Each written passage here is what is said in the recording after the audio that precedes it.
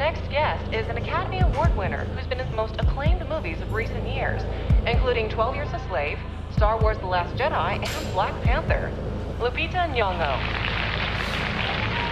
Oh, seatbelt. Oh, the poster. Well, there you go. Black Panther's still around here. I'm Lupita Nyong'o. I was recently in one of the highest grossing films of all time, Black Panther. The Dora Milaje are the special army force of women.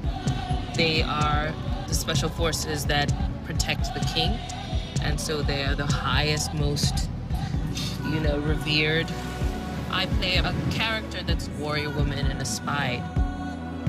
But what I didn't know was that our fantasy heroines have roots in a real all-female army who fought for powerful kings here in Benin, West Africa from the early 18th century. I think it's kind of a travesty that such a formidable group of women is not known about.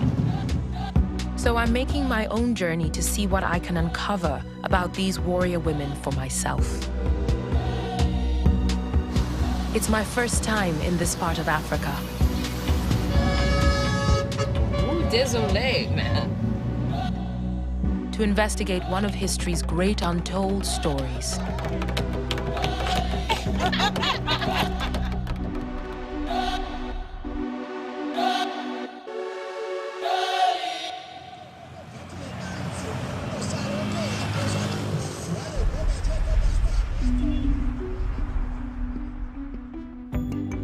My search crosses Benin, a fertile sliver of West Africa on the Atlantic coast. Home to an extraordinary, neglected story, a powerful, all-female army.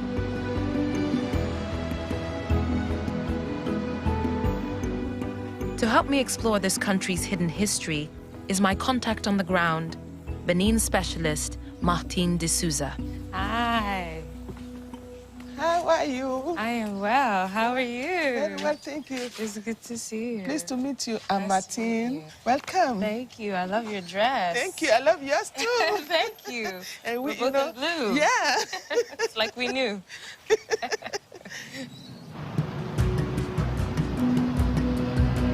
We're in Abomey.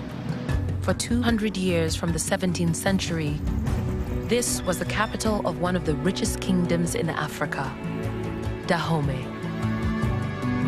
Western merchants and power brokers traveled across continents to trade with the rulers of this mighty kingdom. The Dahomey kings lived in this palace complex with royal wives and eunuchs. They protected their wealth and lands with an army of up to 4,000 women. European accounts fetishize these female fighters as sexually exotic savages, labeling them Amazons, after the warrior women of Greek legend. Look at what are those eggs? The egg represents the kingdom of Dahomey. Uh-huh. And you can see two hands. The hands represent King Beyanze. Uh-huh. He said that he's holding his kingdom very carefully like an egg. Oh. Before the French come and take it from him, he will turn into a shark to sink their boats. So that's what that fish is. That's a shark. Those are sharks. It's a shark, yeah. Wow. I'm investigating the story of a kingdom, so I must pay my respects to the current king. They ask us to wait until they tell us to come inside. Okay. That's a big protocol. Yes, yes, yes. But he's in no hurry. He will make you wait for some time to see how patient you are. And to make, that makes him feel important. When you come to very big personality, Yeah, they you can't don't just see him like yeah. that. No, you wait. No. You have to do your time. Yeah, that's why we are waiting here. Okay. Yeah. We're waiting. We are waiting. That's what's happening. Today, Dahomey's royals have limited power on the international stage. But in the 18th and 19th centuries, European visitors would wait for their audience, sometimes for days. I receive my summons from a prince after only an hour. You have to go now. Okay, let's go. I'm led to the king's courtyard to join his ministers, female relatives, and wives. No, okay, we can sit down here. The king arrives, accompanied by 15 princesses.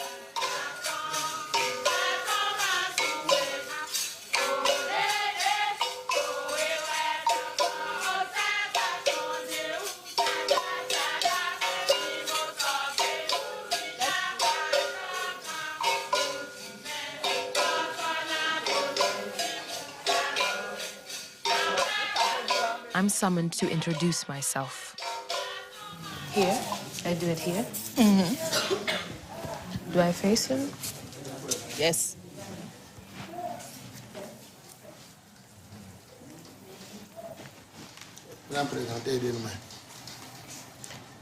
My name is Lupita Nyong'o, Edo emi no Lupita. No. and I'm from Kenya, Edo emi go si Kenya Agoji emi go si. and I live in America. Mo emi no America leji. I'm an actress, Edo actrice wanyemi.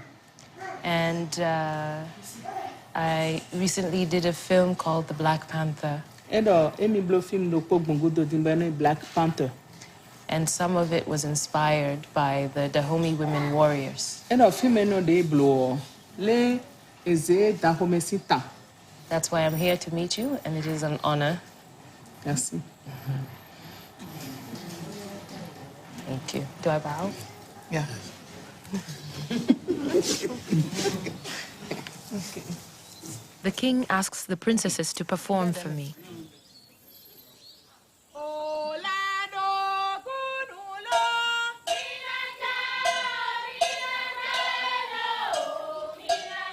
It's fascinating. These are the very songs the warrior women once used to fire themselves up for battle, handed down from generation to generation.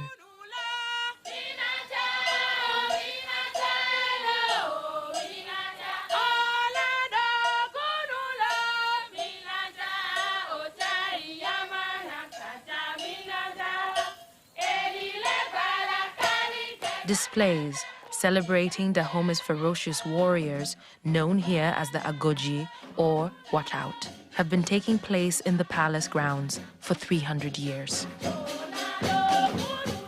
European visitors to the kingdom describe not just a handful of women, but extraordinary scenes with thousands of female fighters. But traces of the warrior women aren't just in these chants. They can also be found on the palace walls. Prince Semovo Ema has agreed to show me. I'm given special access to a courtyard in the palace, which is considered sacred. This is the kingdom of Dahomey in front of you. Let me more panther. We can see two panthers. Panther has set mystic me toy. Do o dada dasi asi dayo o ewu je po dada wu je po burúkú ka yan no e dada agbo me tan le bi yo akaso vie ogo sin kana le également o jivi sable be le do le sécurité dans maintenant ici dit les Amazon les et Agoji les il va qu'on assurer sécurité mon corps nous to si ali nous aider dada. I did not expect to see panthers. At the top of the mound is a crisscross of two swords forming like a scissor shape, which for me reminded me of Wakanda Forever, which is so dope. And it also is signifying the Agoji women, who I just want to call the Dora Milaje. But yeah, Agoji women who were the protectors of the kingdom. Crazy. It's mad. It's so dope. Yes, yes, yes, yes. Many of Dahome's treasures were seized in the 19th century by Europeans.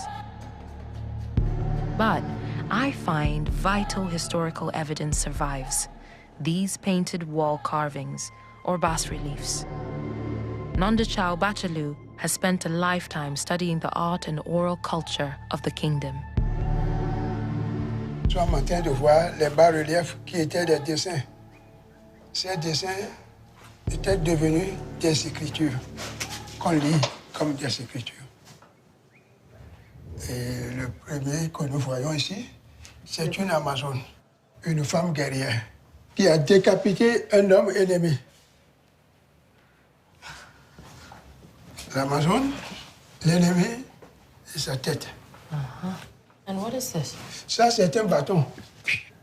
Et là, le couteau a décapité. C'est pour prouver qu'elle a fait une marque de courage. Et il a renversé l'ennemi et il l'a placé tout vivant sur son épaule. Et elle l'a apporté dans le royaume ici. C'est pour démontrer sa force auprès du roi.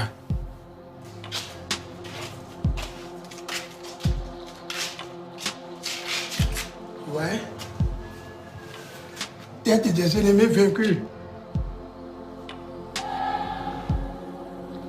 Pendant les guerres, et qui ont servi à nos jours des chasse-mouches et des instruments de danse pendant les cérémonies royales. D'accord? Oui, d'accord. Et nous pouvons voir ici le trône du roi Kézo, qui se repose sur 4 têtes humaines. That's where he would sit, up there? Regardons le Dijon, et notre tapouré. I learned a lot about the violence that underpins this place. The order was created from violence. And I wonder what that must have been like. I mean, to this day, King Gezo's throne is still sitting on the skulls of the very people that were killed for that. I mean, wow, you know? And yeah, that's somebody's ancestor. And that is a memory right there.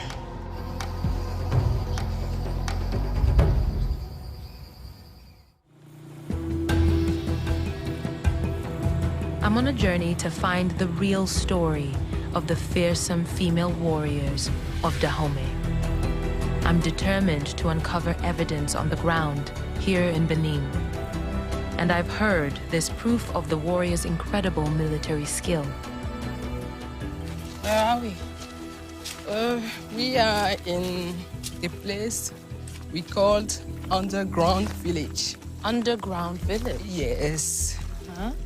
I'm led to what looks to me like a hyena's den, but local guide Jean-Paul explains that this is evidence of the expert guerrilla tactics of the Agoji shock troops. So here we have about hundreds of those holes, but when you get in that one, you can get up in the other.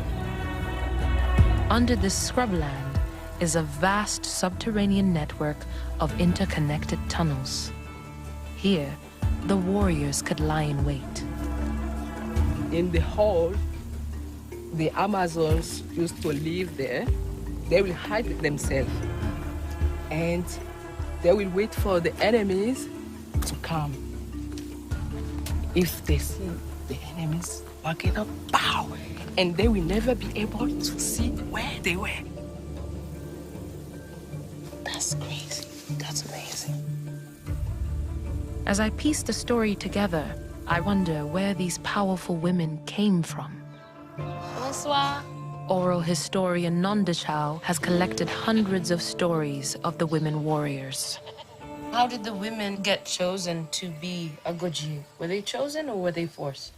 Le médecin volontaire, bon, elle allait à Blo, recrutement, au quartier, jeunes filles.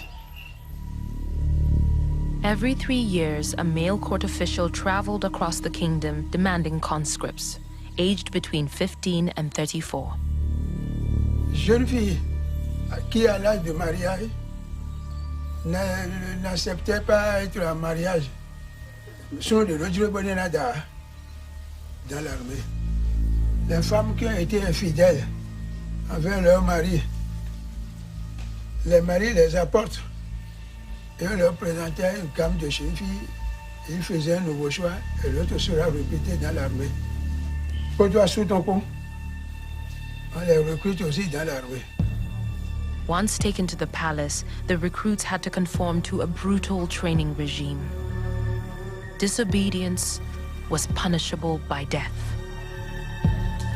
I don't think I would have voluntarily joined the Agoji, but I definitely would have attributed the characteristics that would have gotten me to be recruited for that army. Because I don't take being submissive very well, and I'm opinionated, and some would call me stubborn, for sure. So I would have ended up in the palace and in the training grounds, you know, training to be an Agoji, for sure. And once I was in there, I want to believe that I have enough of a spirit of survival that I feel I could have been trained to be quite ruthless. But it wouldn't have been free will, that's for sure.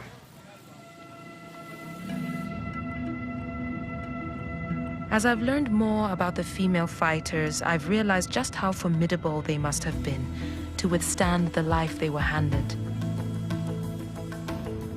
But any notion of the Agoji warriors being a beacon of enlightened feminism, like the Dora Milaje of Wakanda, has long gone. I've made it to a place called Kana, north of Abome, where the Agoji troops fought for the last time.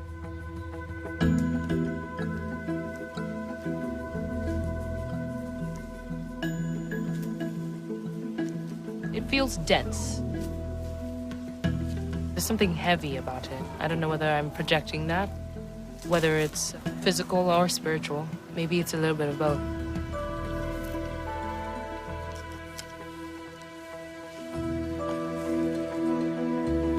For years, the French had been colonizing vast swathes of West Africa. In 1892, a climactic battle for the Dahomey Kingdom took place here. The female fighters faced their darkest hour and were bitterly defeated. Kana was burned to the ground. The Agoji were virtually annihilated. Out of 1,200 warrior women, it's estimated that no more than 60 survived.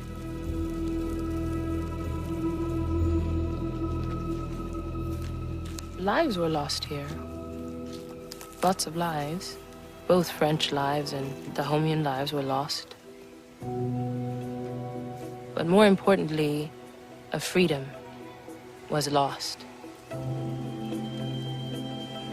The French were now in charge. The Agoji army of warrior women was disbanded. The handful who survived returned to their families. I've heard the last Agoji died in the 1970s, so I want to try to find descendants of these ferocious fighters who might reveal what their lives were like. But it hasn't been easy. Finally, we managed to track one down. Mechonu Etienne, the grandson of an Agoji warrior. Martine and I have come to his family compound. Mechonu's grandmother was a formidable fighter called Alewamo. She moved here after the female army was disbanded.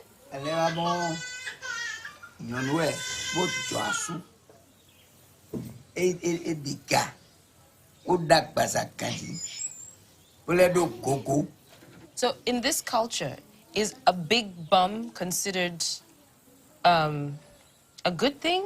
Nyondona do gogo. Bedo yiwe soon defu mo ina julu. Gogo do yiwe no do ho. Gogo edo yiwe roblo. Taganam. I know what he's saying. But for men, no. Soon do gogo no si pende u gadia. And you know, men don't have to have, you know, big bum. Otherwise, in bed, he's hopeless. That's hilarious. Coming from a life of battle, it must have been hard for your grandmother to come back to like a domestic environment. Ye de le non son content, ye do content dia. E wa kuyo. Amo mado jindo totone me de uli wa kuile. Wa do a content. Mechanu, like many here in Benin, practices Vodun. The Vodun belief system evolved into voodoo in the Americas. In both, the spirits of the ancestors are thought to inhabit the world of the living. What Mechanu tells me next takes my search in a whole new direction. Si tre no play. E go si fi di cho better o tento me. Me lo po no tento me. O mene lo ku cho me de vole tento me di. O mina mo na do tento me di yo mina mo lo. Cho wa me ti ton aro fine. Me ti to e ka fine yo e o touch no do pere. This is the woman they believe is the living spirit of Alewamon. She's the guardian of Alewamon's burial place here in the compound. We make our way to a shrine considered the home of the spirits of the ancestors, to invoke Alewamon's spirit from the realm of the dead. I had a Christian upbringing. Vodun is something I know very little about.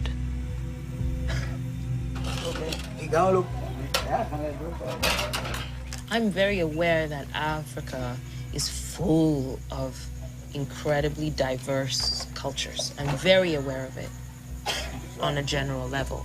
But I never go to this microscopic level to experience it. I just get frustrated when other people assume we're all the same. But here I am, like, actually experiencing exactly what that frustration is made of. Because, like, I don't know any of this stuff, you know?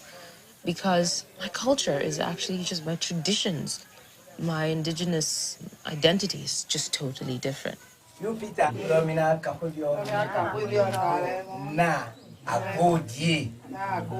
The shrine is crammed with altars, each decorated with imagery commemorating deceased family members. The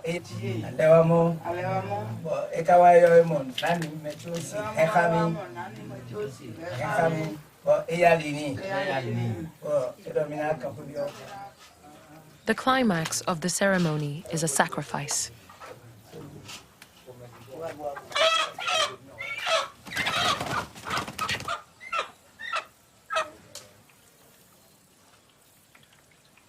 It's believed the bird's blood feeds the spirits of the ancestors.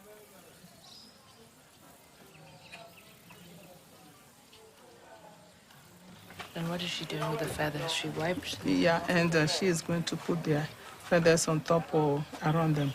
It's part of the sacrifice. It's part of the food they have it.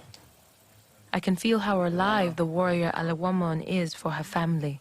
For them, she isn't gone. Her spirit lives on here, and in the body of her granddaughter.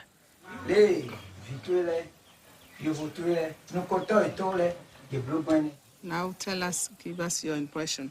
Are you happy with us? Only if Alewamon's spirit is divine to be happy will I be allowed to enter the sacred place where her body is still buried. It's accepted. All the spirits are happy with us. I'm definitely relieved. Yeah. I'm the first from outside Benin who's been allowed to see Alewamon's final resting place. is the grave of Alewamo.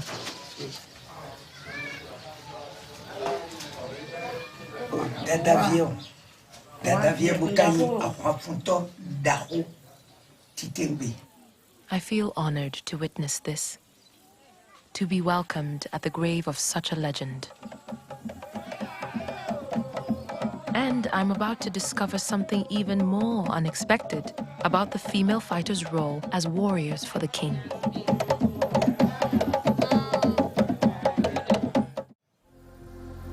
I'm in Benin investigating the truth about history's greatest female army. I've met a woman who's believed to be the living embodiment of one warrior, Alewamo.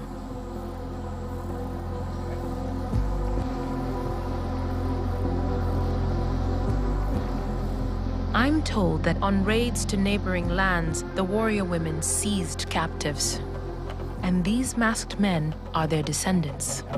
When Alewamo took them as prisoners, this is where they came and served her as her slaves. Alewamo captured some Yoruba people from southwest Nigeria. These are the Egungun, who the Yoruba believe possess the spirits of the ancestors.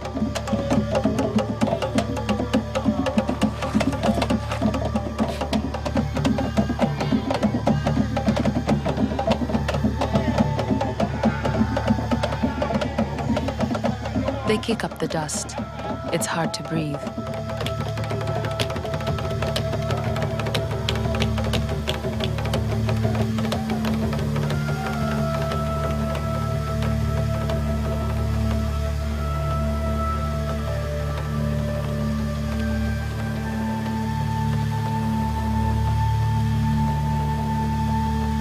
It is believed to be dangerous for the Egungun robes to touch you.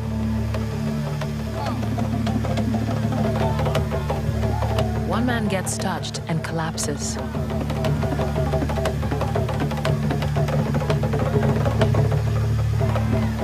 No one is allowed to see their faces.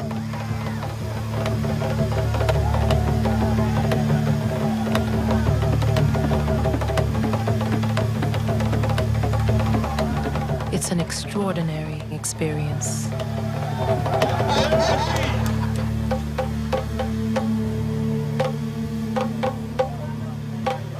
I love the fact that when the Yoruba prisoners of war came, they came with their gods, and that their traditions are observed still.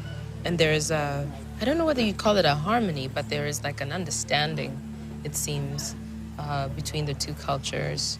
Yeah, so that was really fascinating, you know, that you don't have to take over people and take over their minds altogether.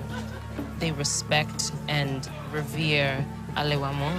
They respect and revere her prisoners of war that she came with. As my journey unfolds, and I'm welcomed into this family, I realize that the history of Benin's warrior women is all around, in everyday life, in rituals, preserved across generations. Thank you so much. Will you be married in Benin? Find me a king. No problem. I've got to know you, and I feel like I'm going with your ancestors. And the warrior women may have another revelation in store. I've received a message to return to the palace.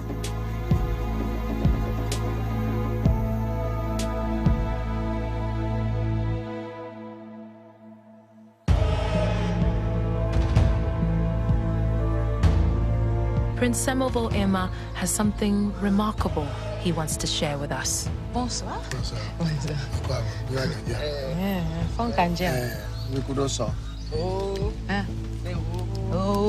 I'm led to a secret part of the palace complex that I wasn't shown on my first visit.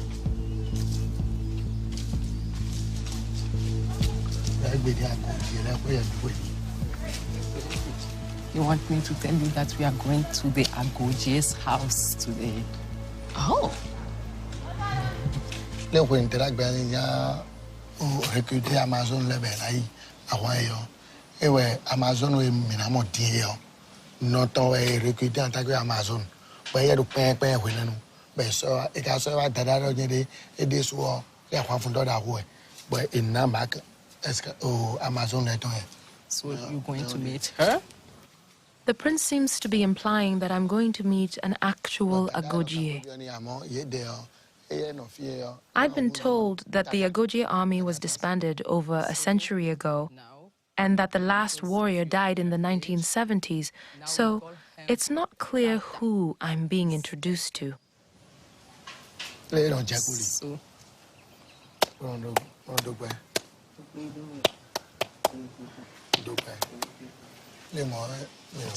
She obviously commands huge respect.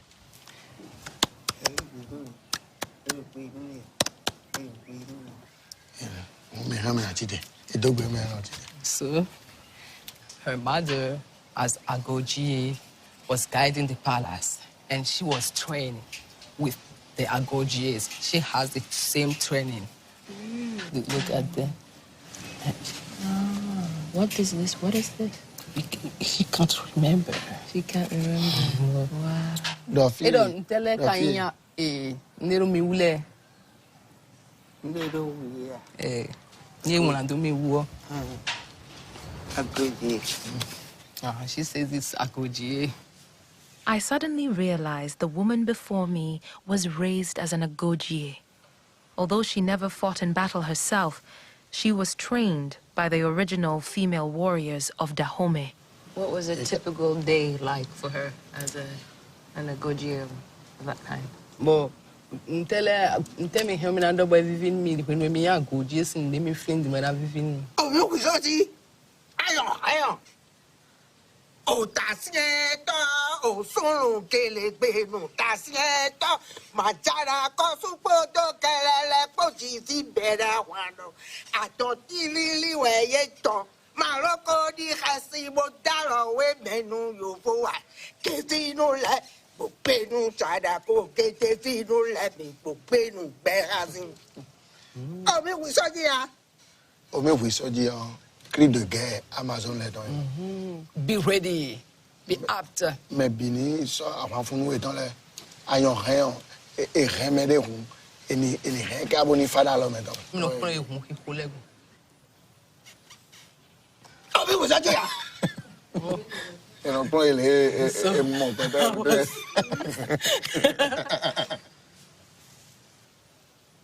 She has a powerful voice.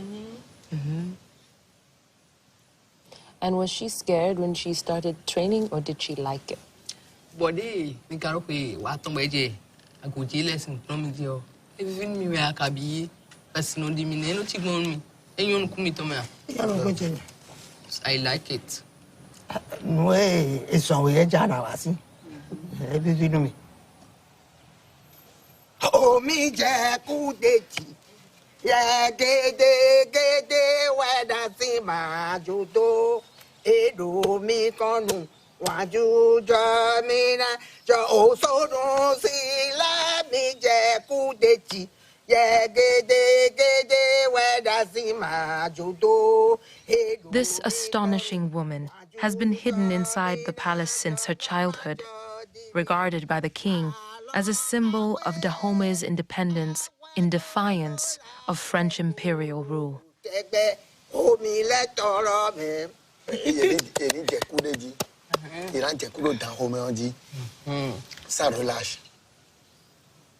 Does she miss her life as an Agoji? Yes, she misses it. I miss that, but I'm not strong anymore. It's amazing to learn that even in Benin, this last Agoji is a secret. Only a few people know of her existence. This secrecy is a reminder of the shadow that the colonial era casts on Benin's history. But as the light fades in the palace courtyard, I feel her voice is the echo of the lost warrior women of Dahomey that I came to find.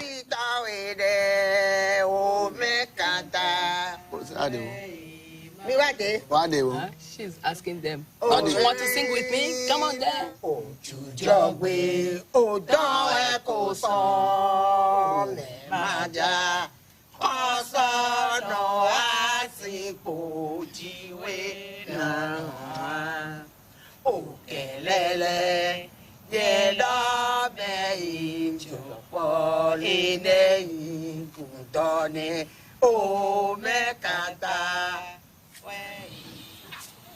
I was told that the last known Agoji died in like the 70s.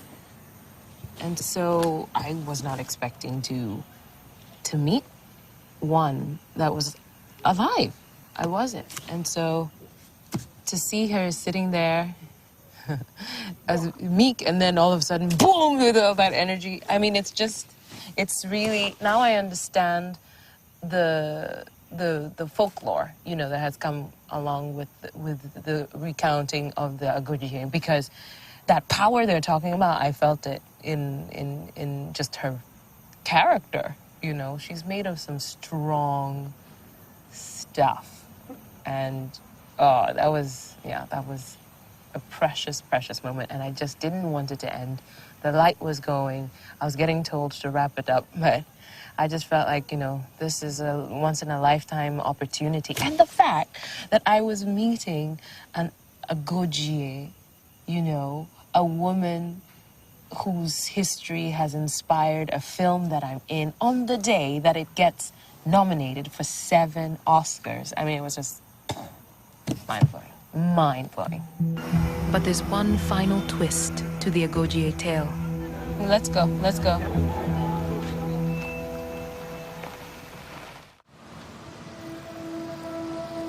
What is your scan of me? I haven't scanned you yet. Martine is taking me to meet her mother, Lali, in her hometown of Ouida on the Atlantic coast. She's told me her family has its own history with the female fighters. Lali has lived here all her life. I've spent so much time with Martine, but I'm totally unprepared for what I'm about to learn. What is the story of your family? How old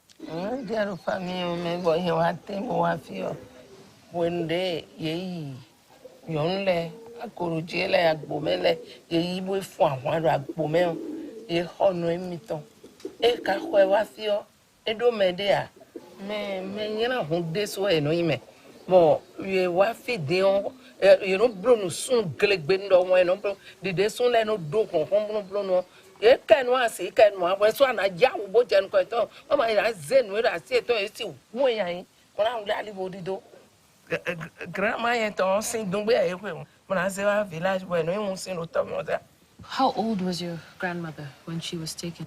They don't have the of boy, me don't see what more me hold in at the me.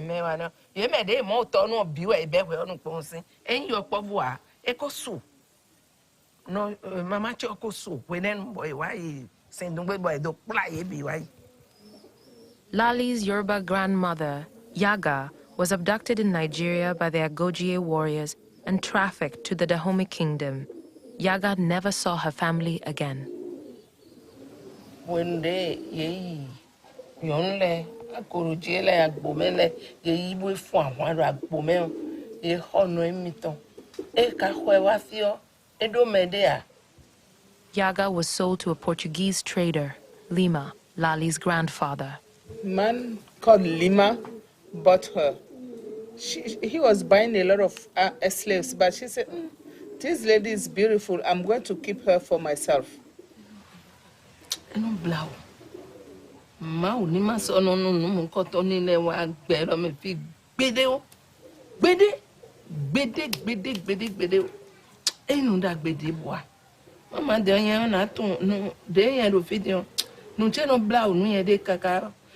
Ne mind o. touche si touche o EGV nyonu mboji sunu bondo yemewa. Je rumine ça. Non no ubechi o miwe no ubechi o miwe. Ngwana makboze gbeche jonu mawo. Mo jonu eneledo. Ongbo de alosime. He's going to give you one Yoruba song. Moni ba waye kabi mo won lomo yi lode. Moni be waye kabi mo won lomo yi lode. Moni gbogbo eniyan igi gbegbe ko ni bodi. Songs like Lali's are witness to the pain and loss and to the impact of the Agoji on this region.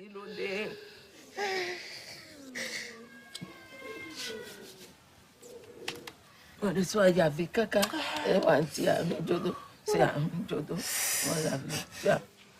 want to ask you. We've been going around praising all the Agoji left, right, and center, singing their praises, invoking their spirits. And yet your history, your people are victims to something they did. How can you reconcile that in your head? You know, it's hard to understand, but what else can we do? You have to forgive. Otherwise, to keep that anger in you, it will make you sick, and it doesn't help to survive. How can you admire them? I admire them because I can see that they're brave women. They didn't mean to be such a savage. Forgive me if I use the savage. They were not born actually to be like that. They were trained to be. Now I can see that they were not even themselves when they're acting. So I cannot hate them, blame them. No, it's not the fault of the Agoji. That's a history. What can we do? Thank you. You're welcome.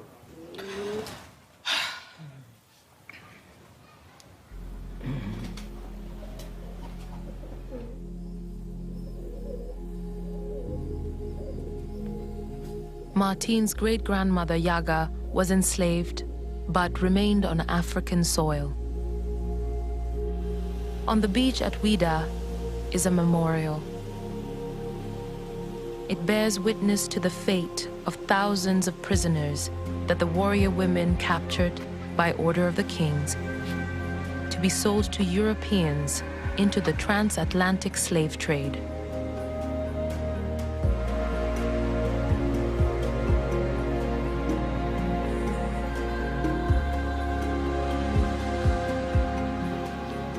And it bears witness to the over 2 million women and men who from the 17th to the 19th centuries were loaded onto slave ships here on what came to be called the slave coast of Africa.